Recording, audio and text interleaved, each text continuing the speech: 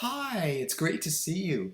I keep saying hi. I guess it's become like a catchphrase. People have like "Hello, my watermelons" and so water members or something or other. And maybe I should come up with a catchphrase. Maybe it's too cliche. All right, enough of that. I wanted to make a quick video, hopefully not too long. Uh, won't go into detail, but I had been talking with somebody about how many of us, my generation, like people I know, have been going through traumatic experiences and are still trying to get through them and trying and hopefully they're trying to work their way through them and that's in some sense part of the reason. No, that's partly the whole reason for this channel.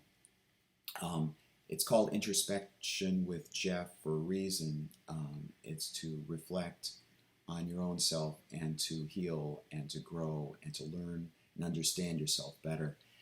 Um, I wanted to talk about my experiences with my mom and dad growing up.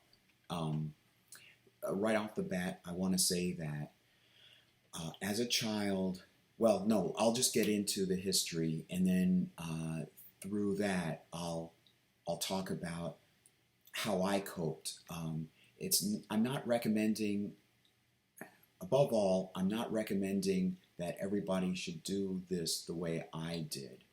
I'm just saying, if nothing else, that this is what I've gone through, and more people than I suspected have gone through this. Well, have gone through an experience um, uh, with parents. And I hope I don't come across as my life as being, or this experience as being lesser, lighter in harshness than others. Just explaining my experience. At the time, it was the only experience I had in childhood, and I figured that nobody else had any experience like this. Um, and so I kept it hidden, and I would only tell a few people. Um, in case I don't mention this later on, I remember in elementary school, I switched schools and started a new school, and beginning of fourth grade, and uh, it's always that honeymoon period. But typically, it's that honeymoon period, I guess for me anyway, when nobody knows you, you're fresh, and it's like a new start. Um, so I was more forthcoming about stuff like this early on, and I didn't. After that, it was a horrible. There was an interesting experience I had being more open than I was. So I shut off more. I didn't tell people. After a while, I just didn't tell people about it. And over time, it wasn't so relevant to me. Okay, I'll start off. This is based on research that I had figured out in the since 2019. My mom and dad are both dead, and I was going through my dad's letters and also my own memories and my memories of what my mom had said and trying to piece things together. And again, even then, even when I was doing that, I was figuring, or I felt like I was the only one. Um, so this is from what I've pieced together that my my mom and dad. I know I was born in November, and I found a marriage certificate between my mom and dad that was dated to October of the same year. So that was a real surprise to me, and I want to convey how I felt, not just facts, but how I felt, um, my emotional reactions to these things. Um, of course, my mom was already dead. She had died months before I found it, maybe even just a month before I found it. Um, so I couldn't talk to her about it. But it looks like, from what she told me, I was somebody who was um, that she wanted a child very much, and that it was like she gave an impression, she gave an expression um, like that, which implies that that she really wanted a child, and then I came along. I know that they were dating. I know that she told me that she had joined Mensa, which is an international organization, um, probably somewhere in Massachusetts. And I want to get the records for that, just for confirmation alone, if for nothing else. That's where she said she met my dad, and she described him as a nice catch. Um, and I guess a little bit of background. This isn't really relevant, but I guess as long as I mention my mom and my dad had, after college, had, I think he went to Boston College, if I remember correctly. He was assigned to Singapore um, as a vice consul, which is ambassadorial. It's a nice job. um, and my mom had a PhD in MIT education and Yale, and something sad and dismaying. It goes along with this idea, this feeling like I'm stuck in life, which is very pertinent right now in this video. That's why I'm bothering to mention it. She, for whatever reason, I speculate on, I will speculate in this video on perhaps why or something related to it. She had this education, Bronx High School of Science, and then Cornell undergraduate, and then Yale graduate, and psychology in MIT. She did a thesis, I think that's what you call it, master's thesis. No, it wouldn't be that. Anyway, defending her PhD, doctorate degree, was in perception, how the brain perceives things, which is ironic in terms of what I will talk about soon. And then so MIT put her in Boston or in Massachusetts somewhere, and so she met my dad, and I guess they were dating, and then I guess she became pregnant in early 1975, April something or other. I'm not doing the math right now. And then I was born in November 1975, and then and then December 1980, her father died, and she said that her brother would call her, and she said the only way that she could get through the death of their father was to look at my dad, or her husband. And she also described her husband as as doing things, in my words, impulsively.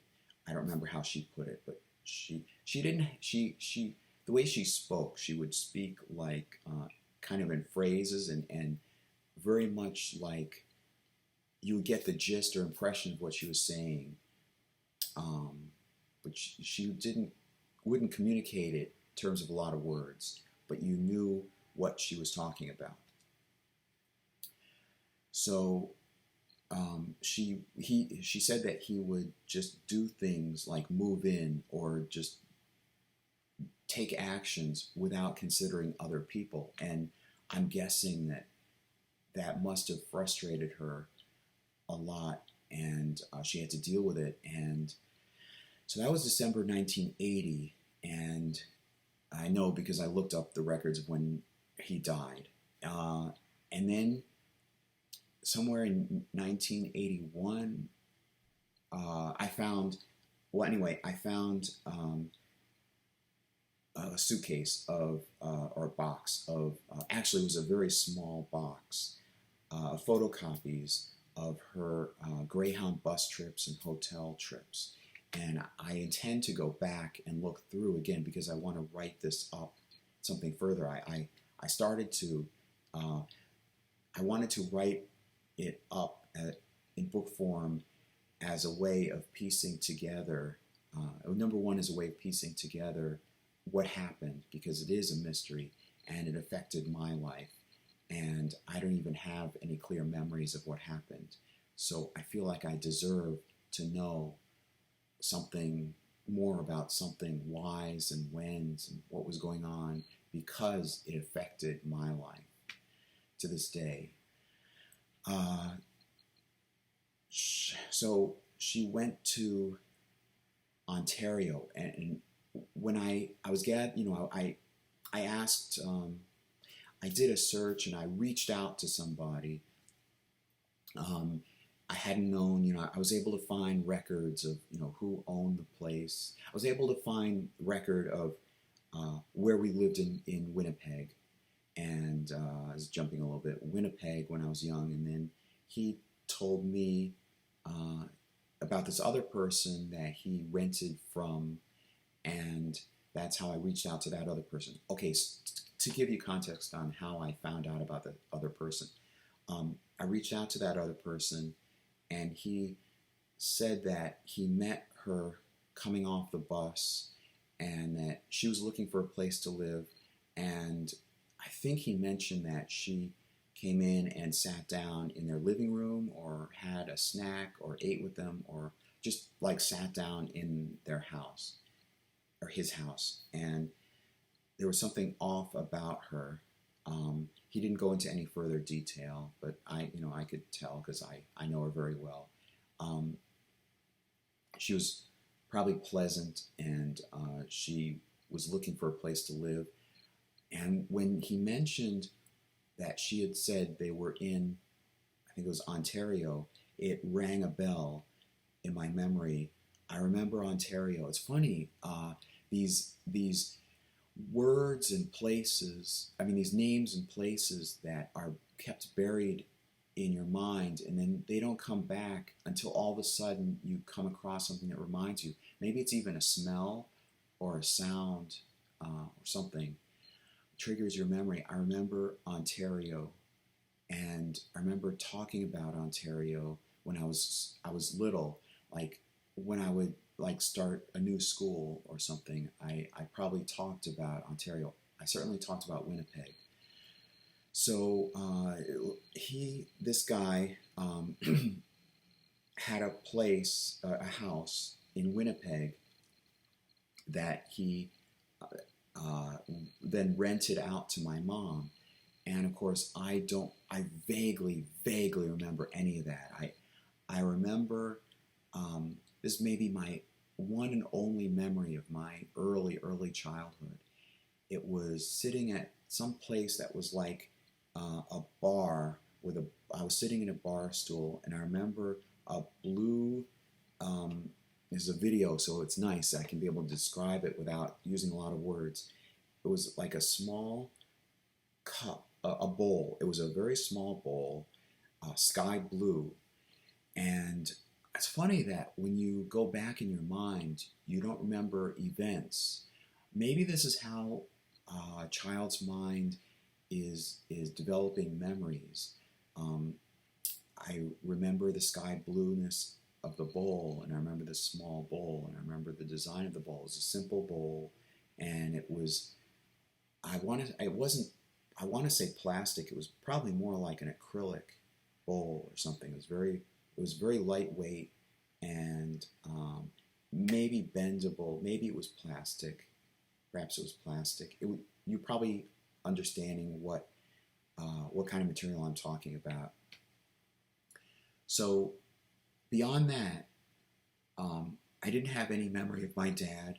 We were living in this house, and it was a small house. It was there's a linoleum room, large linoleum room, and then you I'm like, if you're looking at it from overhead, linoleum room, and over here I think was a bathroom, and then there was a hall beyond that, and my bedroom would have been over there, and then there was an archway, and out of the linoleum room, I used to play in the linoleum room a lot.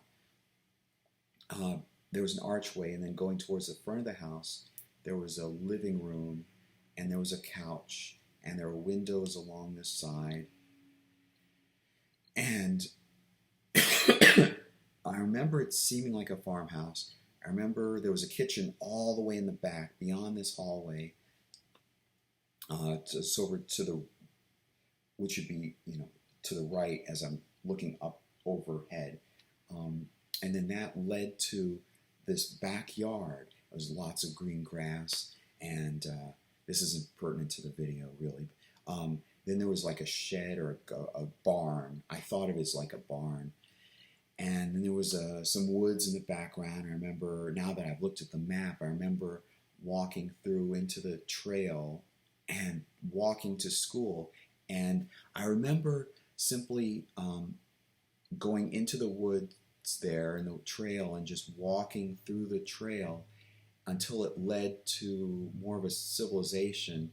And I must have reached a point where I was walking down a street, with sidewalks, because I remember stopping some stranger and saying, I know some of the multiplication tables. I didn't say it that way. I said it like, I know 5 times 5 and 5 times 6. I just stopped a stranger. I was that open. He seemed glad for me and continued walking. So I remember that, and now I've seen, I've looked up what the school was, and it was in French. École, I don't even remember. Now I don't remember. It was a specific name. It was named after the area in which we were living. It was in Winnipeg, and it definitely had école, which means school in French. I don't remember the name of it off the bat right now. But I was so pleased to see the map of where the school was and where my house was. And it makes sense. I could see the exact path. I remember Pennington Way or something like. Maybe over time I'll remember, during this video I'll remember the names.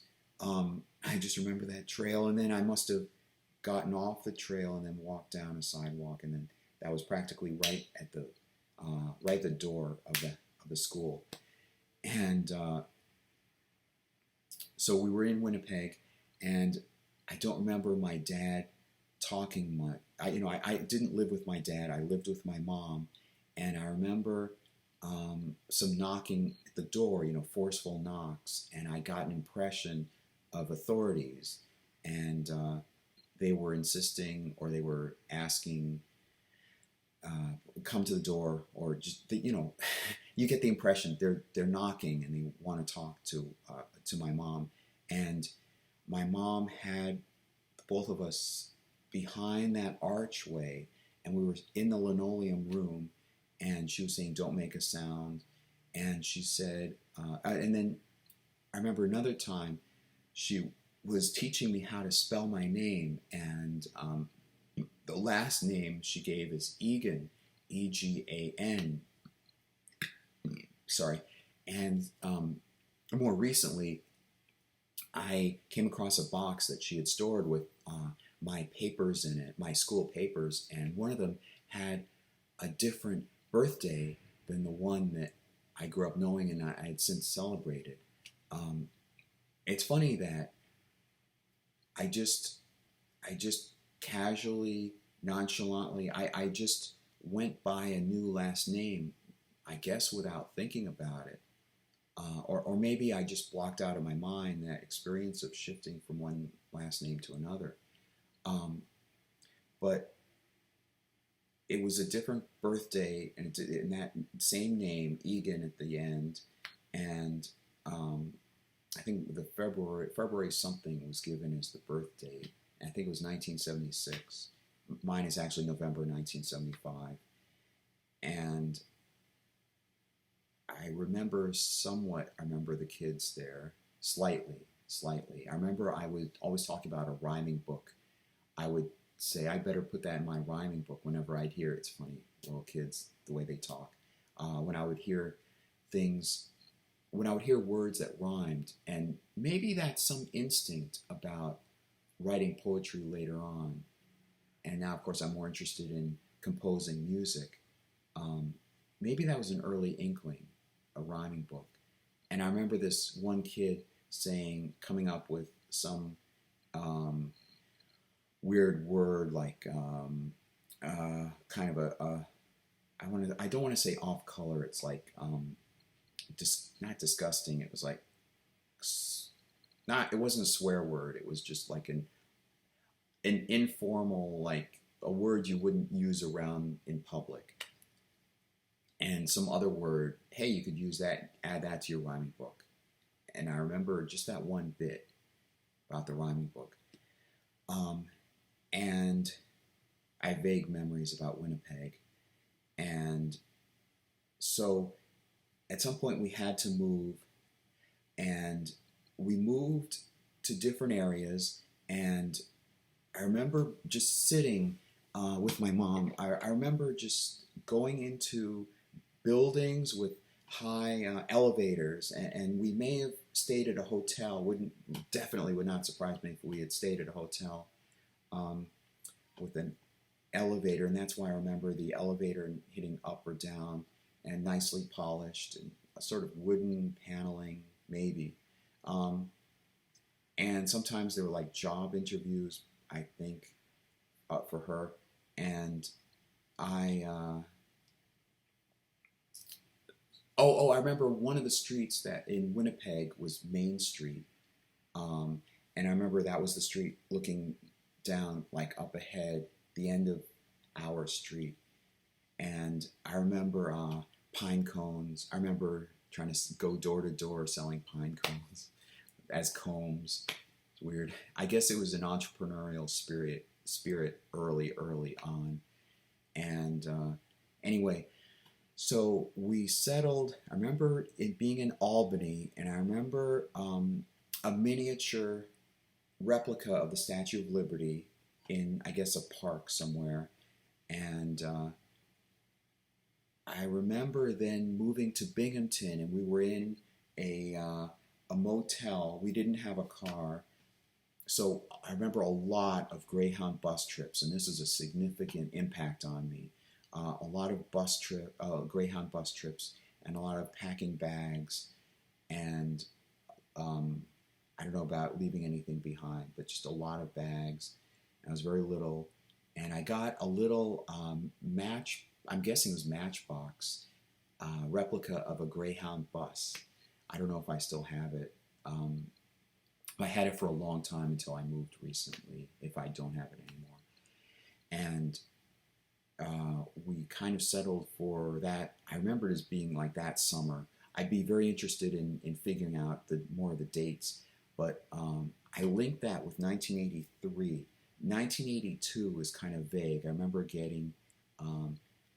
I remember my mom and myself going into an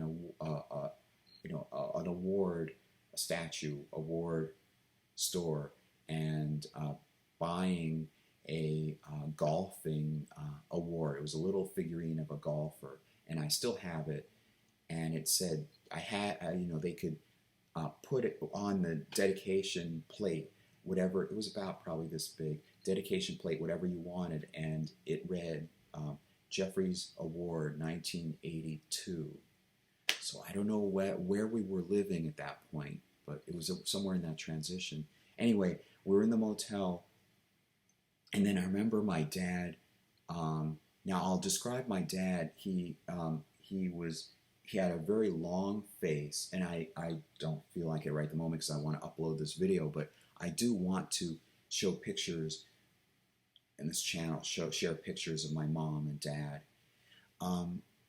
He had a very long face. He spoke with a Boston accent, and he would say, I think his hair was, he was losing his hair. Um, it was less, I don't know, part, it was, there was less hair there. He was much older. He was born in 1926. This is 1980. So he would have been like 60 something, I think. Something like that. He came for a visit.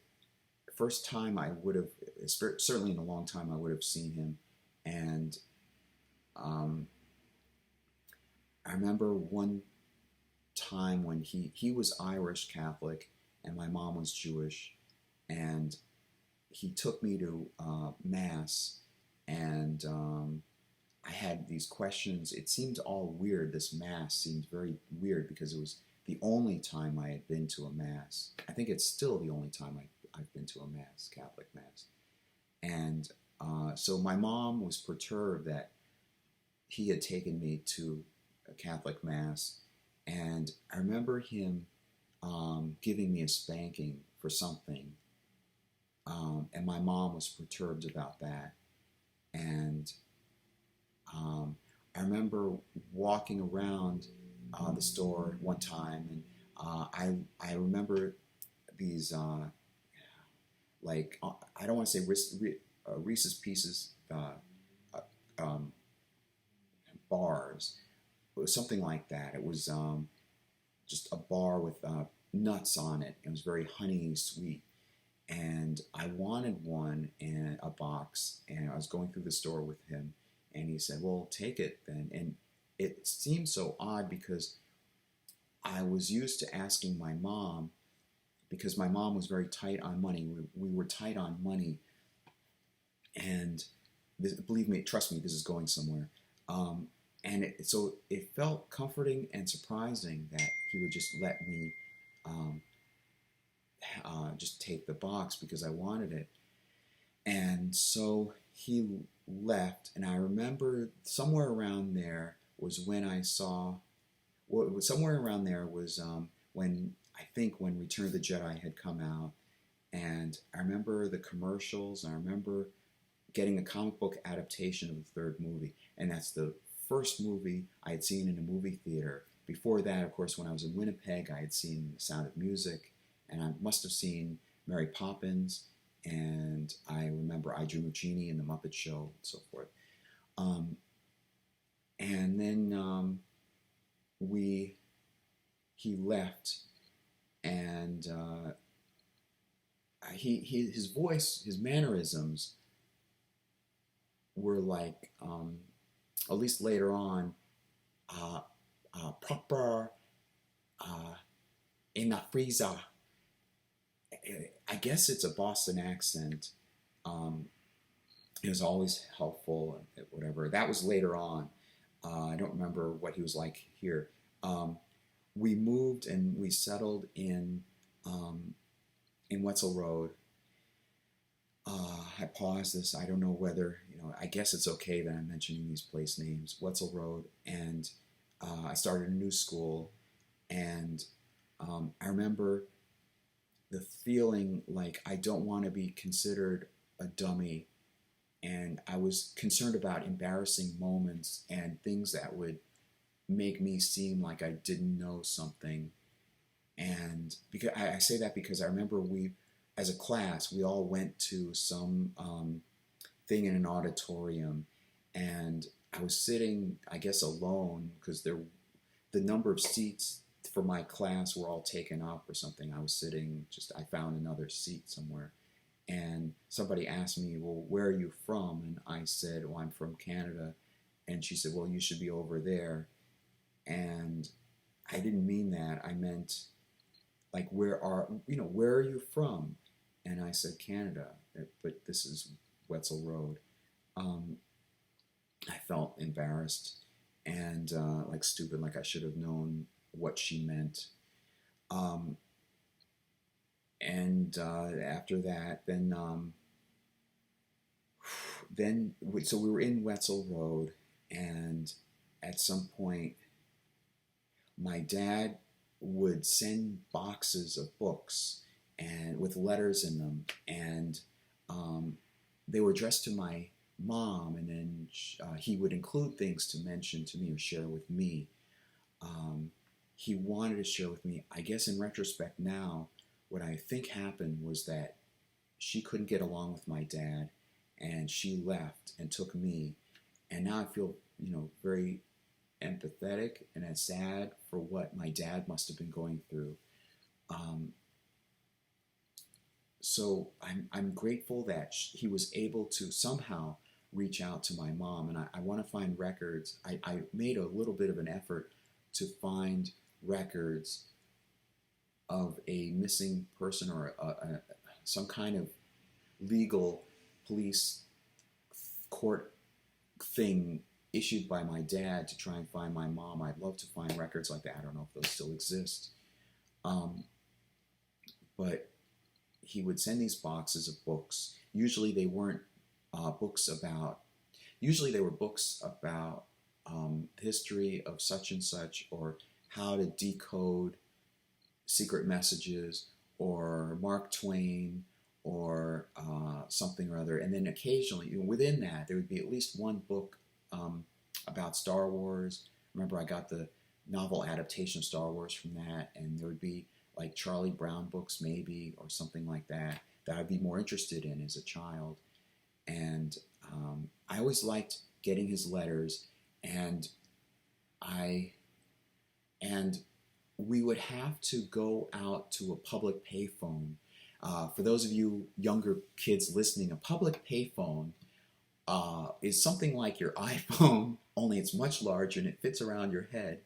And you have to go out and to a public place, and there was a long pole with a booth, small booth, with this strange thing you put to your ear, and there's usually a thick book underneath it with all people's names and addresses and phone numbers. Okay, kidding aside, we would go to a payphone in order to talk to my dad, and I just figured that was normal. For some strange reason, I didn't question these things. It's just the way it was. And in retrospect, well, no, I won't get into that until sooner and later in this video. Things were always pleasant around me, and there was occasionally sometime, like I said, that Winnipeg or that Binghamton visit where I remember my mom talking. I won't say yelling necessarily, just talking adamantly at my father. And so, okay, we were in Wetzel, and then we moved from Wetzel, and I only found out about this later on, in 2019, when I was going through these letters that my mom had saved from my dad. My dad said something about a call that she made to him where she was alarmed about her own health. She was concerned about hallucinations and a voice. And my dad, it's weird, my dad would phrase his letters like, "Please tell mother," or the way he would say it, if you heard his voice, it would be something like, "Please tell mother, please tell mother about the wonderful things I'm sharing with you about Italian history or codes and whatever." And my mother tells me that you are doing well in school and da da da da da. At some point in a certain letter, right around the time when we moved out of Wetzel Road Apartments, that suddenly he just shifts to this thing about being concerned, just actually really concerned about her being alarmed or concerned about her health. And he mentioned it's very stressful, and something about her having to move, and he could understand that. And he was concerned, and then he said, he actually shows concern. I mean, it wasn't like, oh, please tell mother this, and oh, it's nice mother tells me this. It suddenly it was, um, I'm concerned that I'm afraid maybe I haven't been giving you as much money as I should have. I guess a portion of his income from somewhere, and he didn't have a highfalutin job. As I remember growing up, people's dads and moms. What does your dad do? Well, my dad is a factory worker. Well, my dad is a police officer. Well, I just remembered my dad being told my dad was a businessman or a lawyer, and it was very vague. I guess he was retired by that point, but he was giving a portion of his social security or something to my mom, and he suddenly, in the letter, like uncharacteristically, the way he wrote, he suddenly says, I'm concerned about not having given you maybe as much as I should have in terms of money, or I could have, as much as I could have. And then that could have had detrimental effects on her health. And so I wasn't, of course, aware of this letter at the time. Um, my mom probably wouldn't have shared it with me. Then we moved to another area. Um, I might as well say Liverpool, um, Liverpool Village, and I um, I started a new school, and shortly afterwards, this is like October 1985, something like. I remember it was October 5th, or no, October 4th, because um, because I remember Misfits of Science being on, and I was looking forward to it. It was on a Friday, and I looked up. I think Misfits of Science premiered October 4th. That was on a Friday, and it fits. Because October 4th was an anniversary of Sputnik and the ushering of the space age, and maybe by coincidence or on purpose, that was when Misfits of Science premiered. Um, I remember it was more of an ordeal. It felt like a heartbreak on my part having to leave friends behind from the other school, particularly my close friend, and he was sad about it, or we were both expressing our sadness about it. But I think I was more hit by it than he was. We moved, and I started a new school, and I remember talking about my times at the other school, um, even though it was only like a neighborhood or something away. It was this different school that I had to grow up in, and it was all new situations and so forth. Uh, and then, so I was beginning of fourth grade, just after the year began. Um, and then I remember my mom, um, I don't remember how it started, but I remember my mom hearing voices, or hearing a high pitched whistle, and she would say it would be coming from the neighbors beneath us because we had a house. Well, we lived in the upper floor of what looked like really a house that was converted or built as a house with units. It was an upper floor and a lower floor. And excuse me as I scratch here. Wipe my eye. Something in my eye. She would talk about the neighbors beneath us harassing her at night. And now this gets to the crux of this video. There were events, and I had gotten a bed in the kitchen, and there was a curtain kept there. I remember the couple that helped us move into the new house. There was a bed, there was a curtain, and then on the other side, and there was a nice window, and I could look out, and I could really, literally open the window and step out onto the roof. I did that at least once. It was kind of fun, but I had my own TV and furniture and so forth. There was a curtain, and then on the other side of the curtain, there was the stove and the refrigerator, so forth. And it felt sort of like normalcy. normalcy has been a very big part of my life. Um, and I remember, I didn't remember hearing any sounds or anything, but my mom, this is typical now, this is typical. My mom would be up at night. She slept in there was like a closet. So it literally was. There was a living room. It was only a few rooms. You go out of the kitchen, and there was a slight hallway, and to the left was a door going down the stairs. Effectively, once you went down the stairs, you were out of our apartment unit. You open the door, you're out, and you're walking down the stairs towards the front door.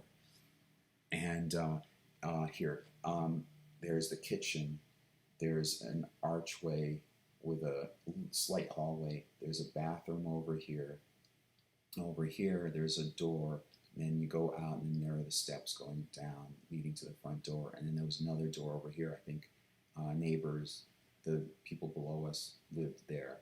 And then over here, there was a longer hallway, and there was there were stairs leading up to the attic. Only a few stairs leading up to the attic, and then over here, this entryway led into a living room, and there were windows facing the front. This Second Street.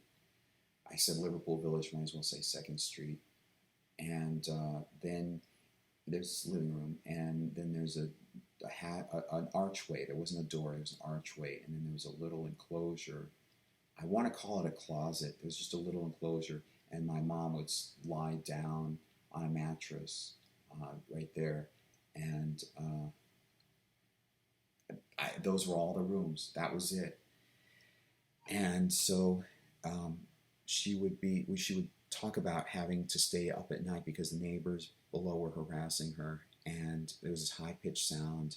And over time, she would during the day sometimes she would plug her ears, and she would say like, "Murderer, stop that! Creep, stop that! Don't you go bother somebody else." And these were literal words. I mean, it's ingrained because this is like decades of her saying this. Murderer, stop that! Creep, stop that! Go away, you murderer! Bother somebody else! And this high pitched whistle. And I remember being more open about it in fourth grade and in fifth grade. And I remember in fifth grade, that was the beginning of like October 1985, and then we moved around January 1988. So that was the period, the 8-year range when we were living at that place. And I remember in fifth grade, I remember being in homeroom or English class or something. It's the same teacher, and we had just read, I think, The Ugly Duckling, and I remember confiding in the teacher that I felt like an ugly duckling, and I remember coming in one time. I may be mixing up fourth grade and fifth grade, and saying my mom almost died that morning because that's what she told me. So I had to go into school, and I remember a close friend that I had made in this new school would be my best friend for a long while. I remember him saying that he remembered that, and I mentioned like the neighbors downstairs because that's what my mom was telling me, and that's the experience I had to live through. And we had to write notes and about anything private, and she was concerned the neighbors would listen in. And I remember in maybe fifth grade or sixth grade, I remember we were in gym class and we were like lined up, and I guess it was still boys and girls. They weren't split until middle school. We were lined up, and I remember one kid, and I remember which kid it is. I mean, he's friendly, and he's even on Facebook. We're friends. but I remember at the time him saying, "Oh, your mom, here's a dog whistle," because I guess that's what the way she would say it. She said it was a high pitched whine, and she would use the phrase dog whistle. And he said maybe she's a dog, and that really hurt me.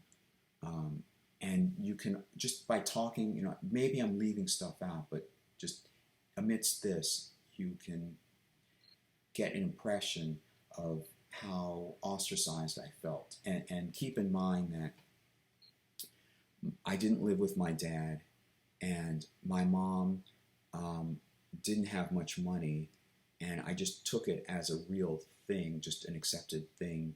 Like I had to talk with her and ask her if I could have something. I want this toy. Could we afford it? And she didn't drive a car, and she didn't have a title job like she was a factory worker, she was a teacher, like these other kids in school, and even watching on TV, fictional TV. Oh, this girl has two parents, and one of them is a teacher, and the other one is a doctor. And I remember the Cosby Show, and the lawyer, and the doctor, and so forth, and um, not Silver Spoons, the great show. I think it's better than the Cosby Show actually. Family Ties. He worked at a TV station, and she was an architect, and so forth. So I grew up in that, and here my mom was. I couldn't really pin down what she did for a living, and I remembered money was tight, and I remembered Social Security. I didn't not necessarily just Social Security. Just I remember money was tight, and something about government money, and she had to we had to make our way through financially. And so I remember her going to a lot of garage sales and yard sales and getting a lot of my clothing that way. So in school, I'm glad, by the way, that I'm getting this. Just I didn't intend to get into this much detail, but I wanted to, and it really fits the point of the video. Uh, Garage sales and secondhand stores. I got the Millennium Falcon secondhand, and I did get, remarkably, I got a lot of action figures from store shelves, but a lot of it was also from garage sales and um, and Star Wars vehicles like the Land Speeder and the Millennium Falcon and some Kenner Star Wars action figures, and we that was just the way things were financially, and I so we were in Wetzel Road, and then we had to go into the attic. I remember her being concerned about the noise, and then sometimes in the middle of the night she would come in, and then she would say, "Jeff, the noise is too loud. Their neighbors are harassing us. We're going to have to move into the attic, stay in the attic for a while." So I would go, and it's very small. The apartment wasn't that large. So it was literally, once you reached the end of the kitchen, it was literally like 3 steps over to enter the stairs, open the door and the stairs to go up the stairs. And we just sit in those stairs, maybe 10 stairs at the most, maybe. We just sit like halfway up the stairs to get away from the sound, to be far enough away from what she detected to be the sound as possible. And I remember, I probably mentioned this in an earlier video, but sometimes I would take reading material with me, and I remember taking a Who's Who in Star Trek comic book and looking through, and I remember an illustration of David, who's a character in Star Trek II, The Wrath of Khan, and in Star Trek III, something horrible happens to him. And that artist illustration has him in a pose like if he's standing, he's just very coming across as like mature, and it's just the way the artist drew it. But I looked at that, and I remember looking at that and thinking boy, he's endured a lot. I mean, it's fictional, but I mean, it's like a role model of somebody who's endured a lot and still gave an air of being mature or with some sense of dignity about it. And I remember my dad still sending letters and so forth, and we probably talked again from a payphone or something. And then I remember him. I remember mentioning um, about my, word got around, I guess, about my mom hearing voices, and I was sent down in school. I was suddenly sent down to the office, the school office. At that point, it's just a small office, and talking with somebody, some official. It wasn't uniform. Just I remember it was a woman, and she brought this subject up clear out of the blue, and she asked, do you think these are aliens? And I said, well, no, they're probably Americans. Um, and then she said, like from outer space. And I thought, I felt put upon, like condescended upon, that she would say that. Like I was in my right mind. I knew what was going on. I'm describing what my mom had been telling me. And I don't remember anything beyond that, but I guess would surprise me that after that I hushed up very much about what my mom was, my experience with my mom there. Then we moved to Liverpool. We got our own place. She bought a house and it was being mortgaged. Very little money she could afford, but she was mortgaged. And it was run down. No, I don't want to say it was run down. It was a nice area. It was on a nice street, overlooking a lake, almost overlooking a lake. And it was our own place. And she still had these experiences of the sounds. And then she said that they must have told the neighbors in the houses on either side of us. And it would be that constant thing. It's just a regular experience. And my dad visited. Let me see. I took notes to prepare for this. My dad only visited a few times. This would have been beginning of 1988, like January 1988. It was snowy. I remember that because I remember I couldn't remember where the house was, and I remember going down to the parkway along the lake. It was sleet and snow, and I remember desperately trying to find where the house is, because I guess maybe I'd come from school, and I couldn't remember the spot there. It was only a little way there. I don't remember how, but I got home, and my dad would just show up suddenly at the doorstep, and I don't know how much my mom knew ahead of time that he was coming, but it wouldn't surprise me that he would just show up at the doorstep. And because I reached out to, some relative that I think may have been it shows up in Ancestry.com in terms of DNA as possibly a sister, and I think maybe there was a half sister. I did a little bit of research into this, and I might as well mention it now. In Massachusetts, this woman reached out to me, and since I tried to reach out back to her, and she hasn't responded after only a few emails on Facebook or messages on Facebook. But from what I gather, she knew about my dad, and she said that her parents, she had her parents when she was young. She was younger, and she had parents, and they were Massachusetts, and she knew my dad and knew his name. That's how she reached out to me. She said, do you know this name? And I was being coy, and this is when I was in my 20s. This person reached out to me. And so she gave enough information. I trusted that she knew what she was talking about. And then since then, it was confirmed by Ancestry.com that this person's name showed up. That he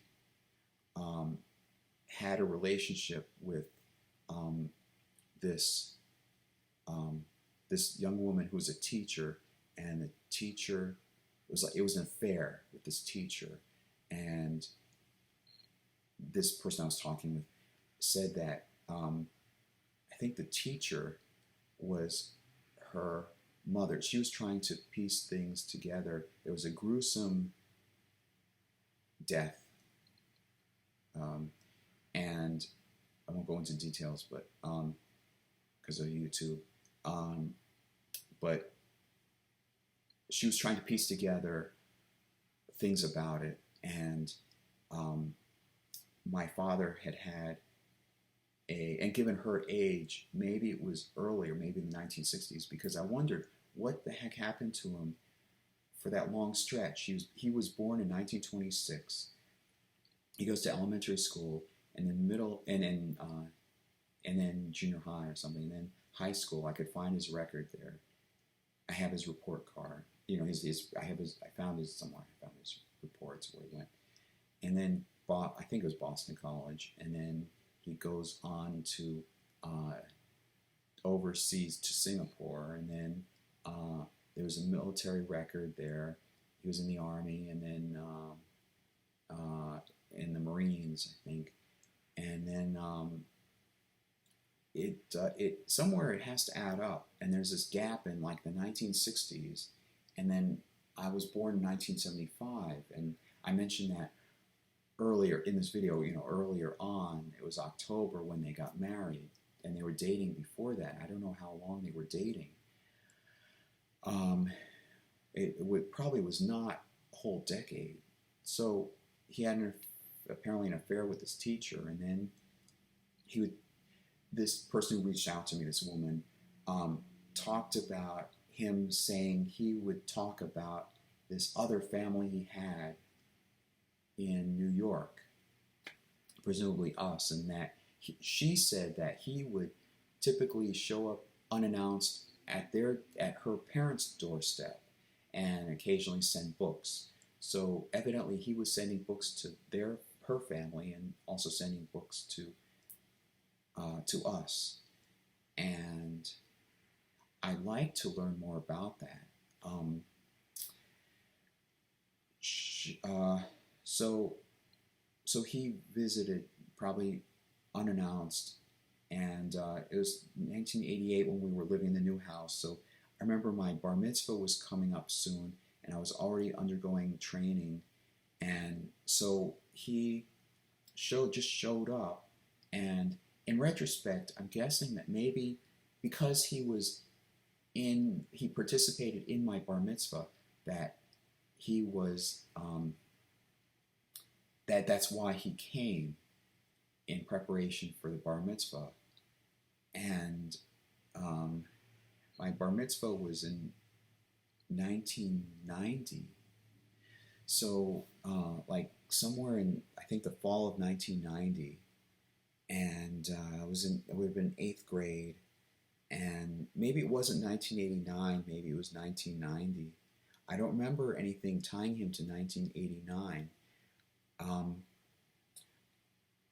So he stayed for a long while, to the point where he just seemed like a normal. I felt very happy. I want to get into how I felt. I felt happy finally having both parents together. I remember they would sleep together. It wouldn't surprise me if sometimes he would sleep on the couch. I don't know, but I remember moments when they would sleep together in the same bed. And again, it was a cushion on the floor in a little alcove. It was divided up. There was a smaller living room that was divided up. And there was like a rug to divide it up. And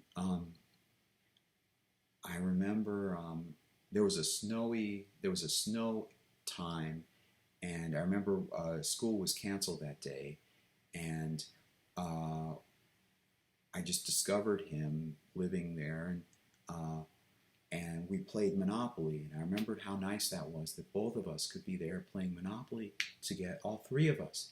And I felt very normal. And school had been canceled that day, and then maybe that was the 1990 incident, because it's rare that our school was actually canceled for a day. And then in 1991, Star Trek VI: The Undiscovered Country had come out, and well, okay, let me backtrack to the bar mitzvah itself. I'd grown up with just my mom, and I felt envious, I guess, of other kids having these families and a nice car and a nice house. And so I remember going into the temple, and I learned that I was Jewish, and I had been taking bar mitzvah lessons right away. It involved, I learned perhaps in 6th grade that I was Jewish, and then, yeah, in 6th grade perhaps. And I remember there was a summer before I started 7th grade, and in 7th grade I would go to Sunday school, and there was a small class of us, and it was in Temple of Concord, and it was in a ritzier area. There were what I would call, to me, were wealthier families, Jewish families there, and then they were used to Marshall Street, and they were used to shopping, and they had more wealth, and it wasn't just wealth and luxury. To me, that's how it felt like to me. It was like they were normal, and they had a car, and they had both parents, and they had a sibling, and so forth. And I would go to Sunday school, and I would go with my mom all the way to Sunday school, taking a bus downtown, and then from downtown, waiting around downtown to get another bus to go further to Temple. And then this is early in the morning, Sunday mornings, at, I don't know, 7 o'clock or something in the morning. And then, and there was always something about buses. We had to be there a little bit early because my mom didn't have a car, and it's just our experience having to be there early so we did not miss the bus. And it would be like an hour and a half or something if you missed the bus, waiting around for the next one. And then, so I knew bus schedules, and I was very comfortable taking the bus on my own to go visit that friend from the earlier school in his neighborhood. And so in Temple, I came in. I remember the first day of Sunday school in that class, and thinking that the other kids wouldn't accept me. I'd be an outsider, just like in the regular secular school. And there was somebody who turned out to be a Star Trek fan. He came up to me and he said, "Oh, you're interested in Star Trek too," and that's something. So I would then, in addition to Sunday school, and sometimes Sunday school for that hour or something, I would then go either before or afterwards to a woman who taught me how to read Hebrew. And she taught me a little bit of the grammar of Hebrew because, as she said, you don't need to know it, but it's helpful to not only understand, to read the Hebrew, but to understand what it's saying. I'm glad that she did that. Then, sometime around 1980, like the summer of 1989, there was a Bewitched promo about finally Nick at Night will be showing you those first 2 seasons of Bewitched, unseen in 25 years, and I was really happy. But I remember seeing that in connection with me taking this bus all the way down. This is after I'd gotten that tutoring. There was a period of tutoring from that one woman, and then now I have to learn how to chant the Hebrew. So there'd be this long bus ride all the way over to East Syracuse or whatever, the wealthier areas, a nice grass countryside. To me, it was like a countryside. And of course, she was dressed nicely, and she had a nice home. so forth. Meanwhile, the house we were living in, um, the toilet wouldn't work. I mean, going to like 1988 onward, might as well mention this. The toilet didn't work. My mom would have to actually do something in terms of like every time there was a bowel movement. Um, I won't go into details, but it's just something normal people didn't have to put up with. And I remember the basement flooding a few times, or at least I remember my mom telling me that the basement used to flood more frequently, or frequently just in general. And I remember mold on the walls, and my mom taping up with plastic, taping over the mold, the black mold, and putting furniture and things against it to cover it up because she was very concerned about my health, our health, and she was smart and she paid attention to health and medicine and so forth. She had a good, she was just clever and smart, and she was on the ball, just on the ball when it came to in it, knowing in advance and taking precautions. And I guess she was dealing with however she could, and so that was my experience through school, like secular school. Um, she would hand wash my clothes, and um, that was my experience, and I felt like put down by other kids. Something about hygiene, or something about like I didn't have nicer clothes that the other kids had, and I remember them. I blocked this out of my mind, but I just remember feeling ostracized, and not that I was different, or I did not feel inferior myself. I just felt a sense of dismay whenever it would come, whenever they distanced themselves, or whenever they made fun of me. They probably made fun of me somehow, some way. And I won't go into detail on that, but just for context, like, you're not alone. Like, I went through this myself, and I felt very much at the time that I was the only one going through it. And so it's 1990. Like, I was going all the way over to be tutored in how to chant the Hebrew, and then my dad came in to visit somewhere in there, and then the bar mitzvah, going to the bar mitzvah. I remember. I remember the new rabbi who just started service at, he just began as a rabbi at this temple. Took me out to dinner, or to a restaurant, and my impression is that it was customary that he intended to do that with everybody. Whether he did, I don't know, but maybe I was special or something. But he took me to eat at a restaurant, and it's like he just sat down. And I remember a table, and I was sitting almost at the opposite end, and he, I ordered what I wanted. I probably told him what I wanted to eat when the waiter came, and he said, "Well, tell him." And it was so weird to just order like something without going through him first to see if it was okay, if it was too much money. And I mentioned wanting a Nintendo Entertainment System, the original 1985 or whatever Nintendo Entertainment System, and maybe I could get it as a birthday present or something or other. And then he had this way about him, like he was comfortable or he was formal.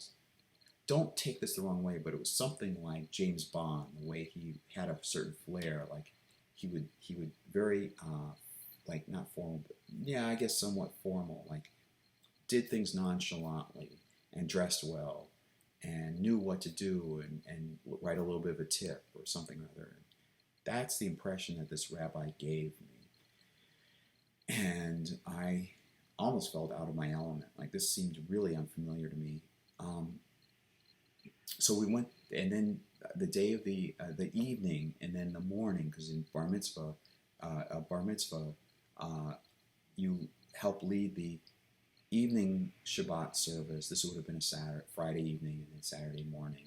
Then you help lead the following Saturday morning service. Typical of bar mitzvah service, typical of a bar mitzvah, and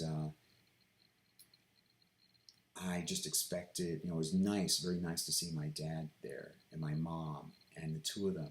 And I remember inviting my class, some of my class, I remember inviting, I don't even remember if I invited anybody else, but I invited my Christian, and he probably wasn't practicing, but that kid that I befriended and became a close friend in the new school, not Wetzel Road one, but the new school.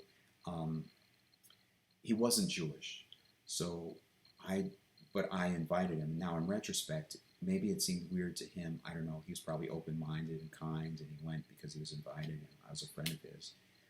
But usually, I guess in very Jewish areas, just like Jewish neighborhoods, typically everybody would be Jewish, I guess. But I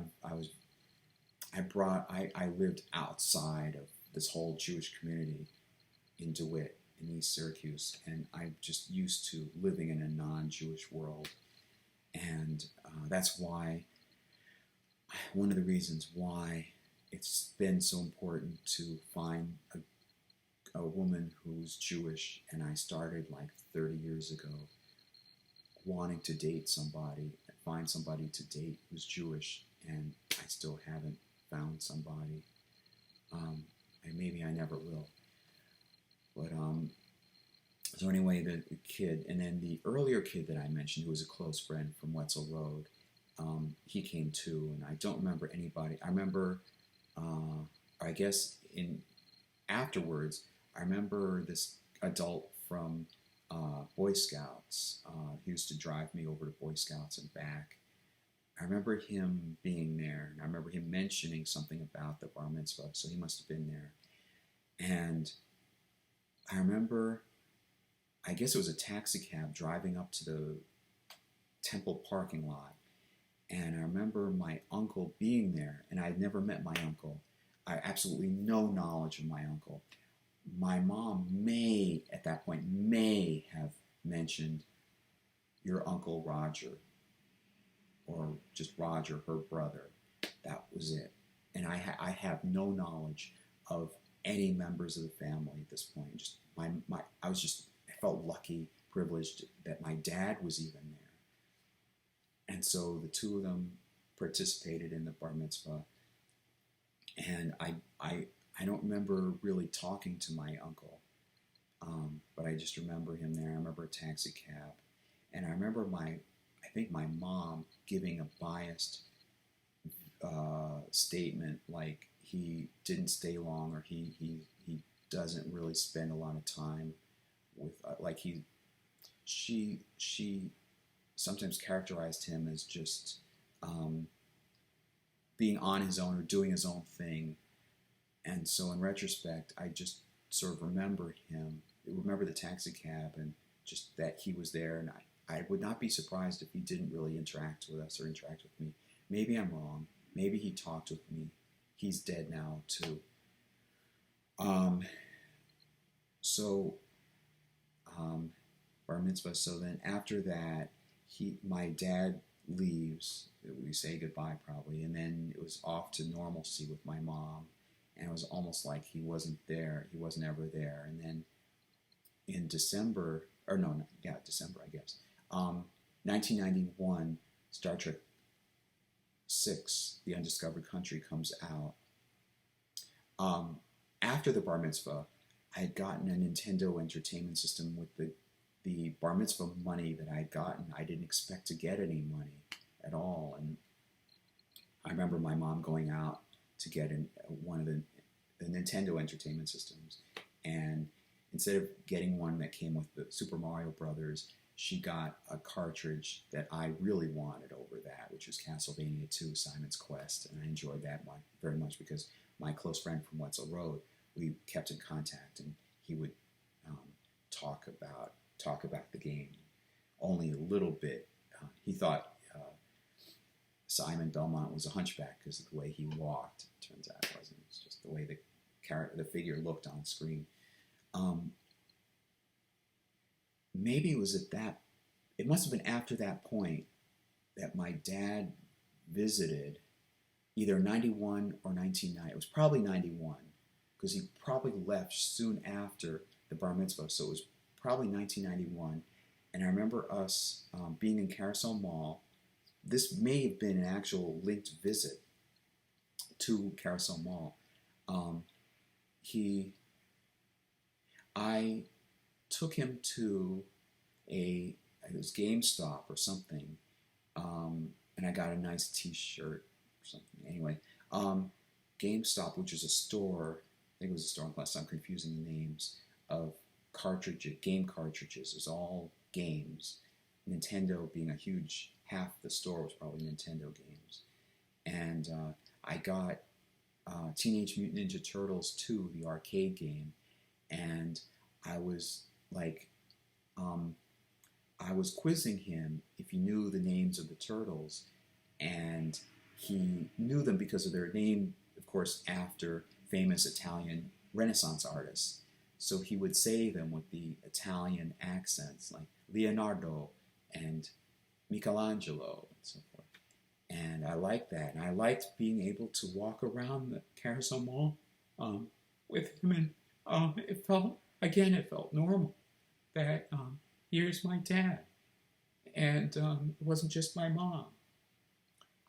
My mom wasn't there during the visit. It's just that I was just used to just having my mom and feeling like I had not enough experience, not as much of a full experience as other kids in my class. And we were sitting down at probably the cafeteria in the mall, the food court in the mall, and he pointed at, I think it was the food court, and we were sitting down at a table, and then it was nice having him around. And I remember him helping out, like with snow. He was volunteering outside to shovel snow, and he would always eager to help out with repair of the stove or something. And sometimes my mom would be a little perturbed, or they'd have words, so to speak. I don't remember specifics, just that, like the stove, I remember, like, hypothetically, it would be something like the stove wasn't working. So I remember my mom's voice saying, look, the stove, this is broken right here. Look, Leo, Michael, she would call it, his name was Leo Michael, but, and then a last name, but she would say, look, like, Michael, look over here. I'm talking about this. And I remember him saying, all right, darling, all right. And at the time, of course, I just seemed normal, but in retrospect, in the past few years, I remember, in context with what she may have been actually going through in terms of the voices, it may have, I feel more empathy with him having to deal with her, having to, maybe feel uncomfortable. Maybe you get the idea. I shouldn't say that. I'll describe what I actually mean, in case you don't get the right idea. I have more empathy with him trying to comply with her wishes because they had been married. And she, by the way, went by her maiden name for as long as I remembered, even though I guess they were still married, technically. I don't remember anything about a divorce. I just remember that she went by her maiden name, and this is the last name, and I shared my last name with him, and he would occasionally visit, and I don't remember anything else about it. He lived in Massachusetts, and he would occasionally visit. And so,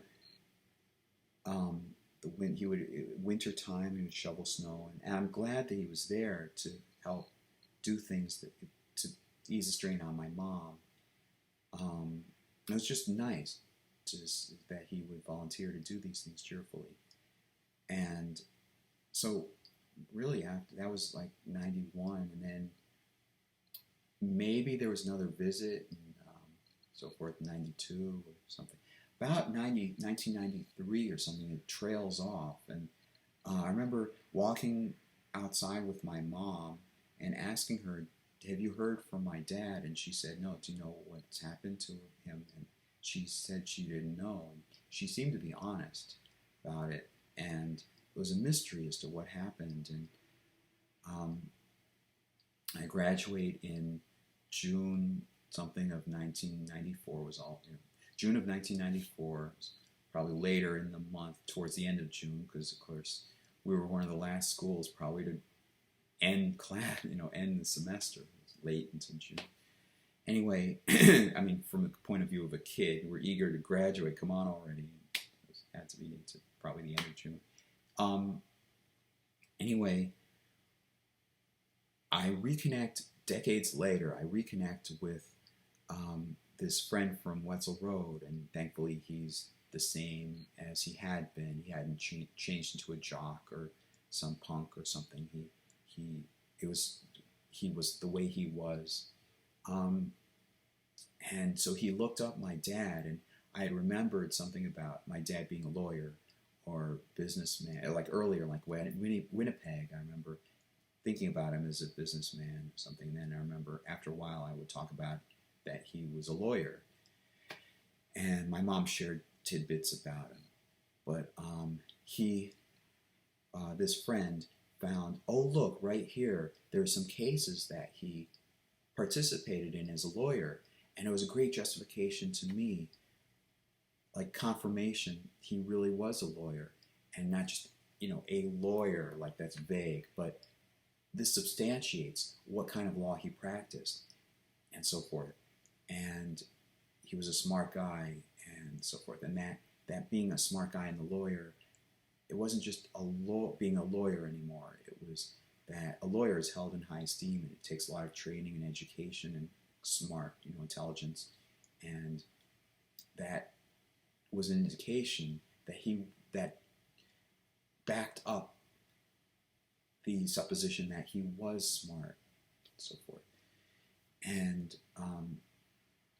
it turned out, then he was digging through, and he found something about him. I remember something about Alzheimer's or dementia or something, that he had been going to various places, living in various places, possibly homeless. I don't remember, but it wouldn't surprise me. But he had been moved in with this woman who had been arrested later on for abusing cats or having too many cats, and some with the local town authorities or whatever. And I felt very sad about that. And it was mentioned somewhere about him having talked about us to whoever, probably the cat lady or something. And I remember a phone call late at night before I learned about any of this. It was like sometime probably during college. I got this mysterious call from somebody in the middle of the night saying, your dad really wants to talk with me or something or other. Really wants to talk to you or something like that. And I don't remember offhand what she wanted, but it seemed likely that she was telling the truth. It was enough for me to write out a quick letter of what I think I wrote about what I had been doing in my life. And I must have had a stamp, because I put it in an envelope and I stamped it, and I went up the street and put it in the mailbox, like in the dark or something, middle of the night or something like that. As soon as I could, practically as soon as I got off the phone.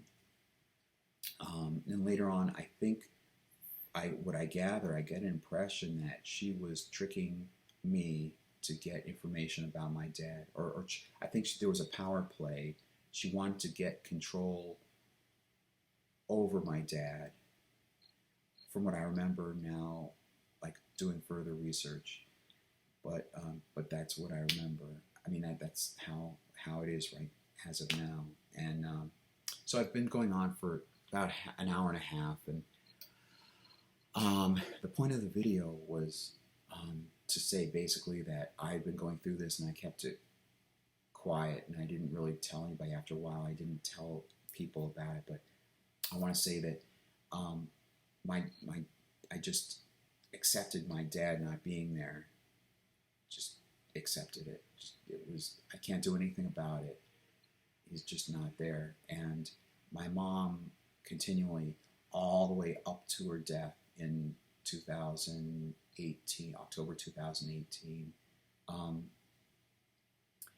complaining about the neighbors and them harassing her, and me having, the two of us having to go out into sometimes in cold weather, and then this would be like on a school night, and just having to wait it out. Sometimes we would sit on the porch, sometimes we would go out even into the park area a little bit further beyond what's essentially almost our front yard, and just waiting it out. And then she would talk about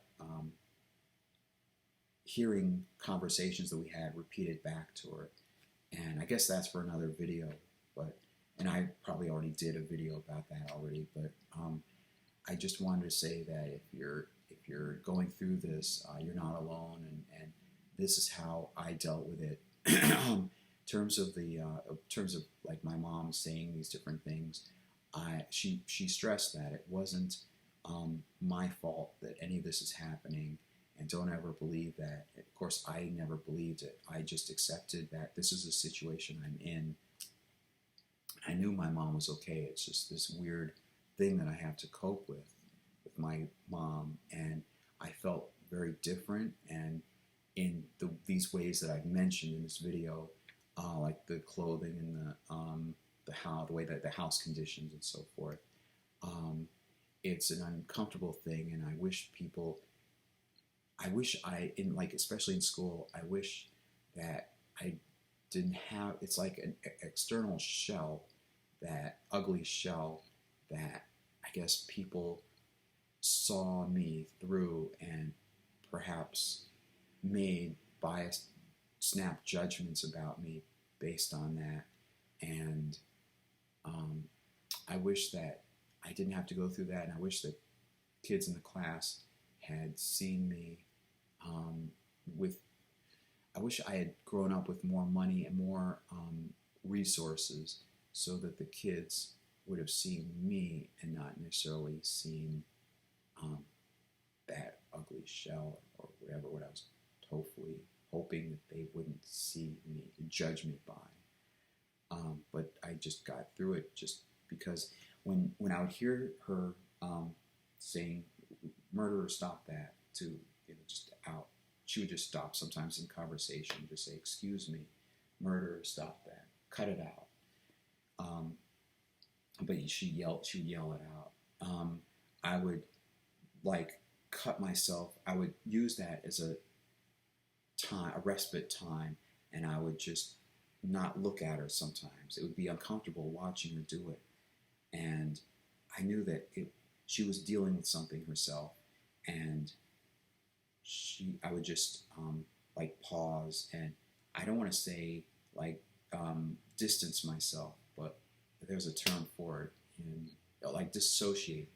I wouldn't necessarily dissociate, but I would just put what I was if I was talking with her, I'd put that on hold, and I would just try and think of something else to distract my attention from what was going on. That was how I dealt with it. So that's how I dealt with it. And I hope if you have gone through that you found ways of coping yourself.